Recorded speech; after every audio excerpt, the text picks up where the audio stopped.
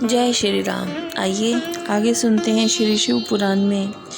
देव ऋषि एक समय उस अनंत वन में रमण करते हुए शिवा और शिव के मन में यह इच्छा हुई कि किसी दूसरे पुरुष की भी सृष्टि करनी चाहिए, जिस पर यह सृष्टि संचालन का महान भार रखकर हम दोनों केवल काशी में रहकर इच्छा अनुसार विचरे और निर्वाण धारण करें। वही पुरुष हमारे अनुग्रह से सदा सबकी सृष्टि करे, पालन करे और वही अंत में सबका संहार भी करे।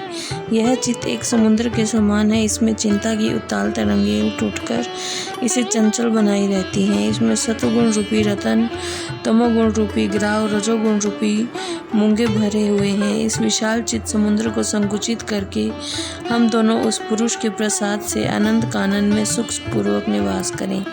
यह आनंदन वन वह स्थान है जहाँ हमारी मनोवृत्ति सब ओर से सिमटकर इसी में लगी हुई है, जिसके बाहर का जगत चिंता से आतुर प्रतीत होता है। ऐसा निश्चय करके शक्ति सहित सर्वव्यापी परमेश्वर शिव ने अपने वाम भाग के 10वें अंग पर अमृत मल दिया। फिर तो वहाँ से एक पुरुष प्रकट हुआ जो तीनों लोकों में अधिक सुंदर था। वह शांत था, उसमें सत्वगुण की अधिकता थी और वह गंभीरता का अथाह सागर था। मुने क्षमा नामक गुण से युक्त उस पुरुष के ढूंढने पर भी कहीं उपमा नहीं दिखाई देती। उसकी कांति इंद्र नीलमणि के समान श्याम थी, उसके अंग अंग से दिव्य शोभा छिटक रही थी और नेत्र प्रफुल्ल कमल के समान शोभा पा रहे थे। श्री अंगों पर स्वर्ण की सी कांति वाले 2 सुंदर रेशमी पीताम्बर शोभा दे रहे थे।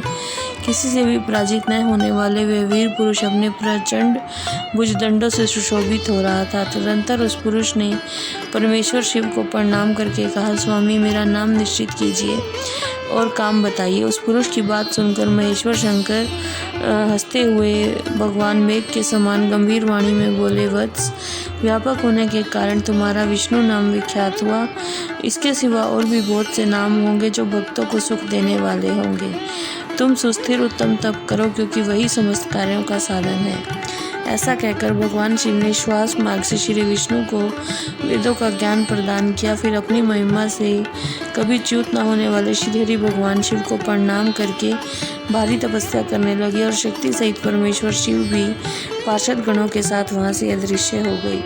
भगवान विष्णु ने सुदीर्घ काल तक कठोर तपस्या की। तपस्या के परिश्रम से युक्त भगवान विष्णु के अंगों से नाना प्रकार की जल धाराएं निकली। यह सब भगवान शिव की माया से संभव हुआ।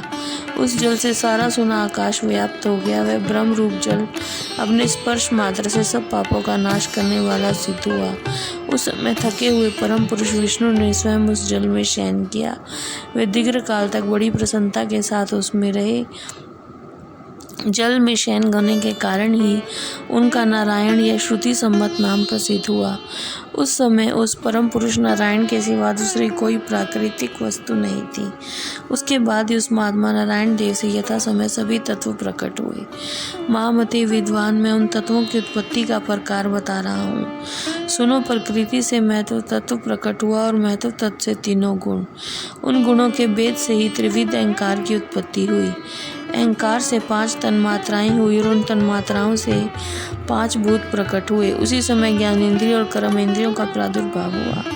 मुनि श्रेष्ठ, मैंने तुम्हें तत्वों की संख्या बताई है। इनमें से पुरुष को छोड़कर शेष सारे तत्व प्रकृति से प्रकट हुए हैं, इसलिए सब के सब जड़ हैं। तत्वों की संख्या 24 है। उस समय एकाकार हुए 24 तत्वों को ग्रहण करके वे परम पुरुष नारायण भगवान शिव की इच्छा से ब्रह्म रूप जल में सो गई। जय श्री राम।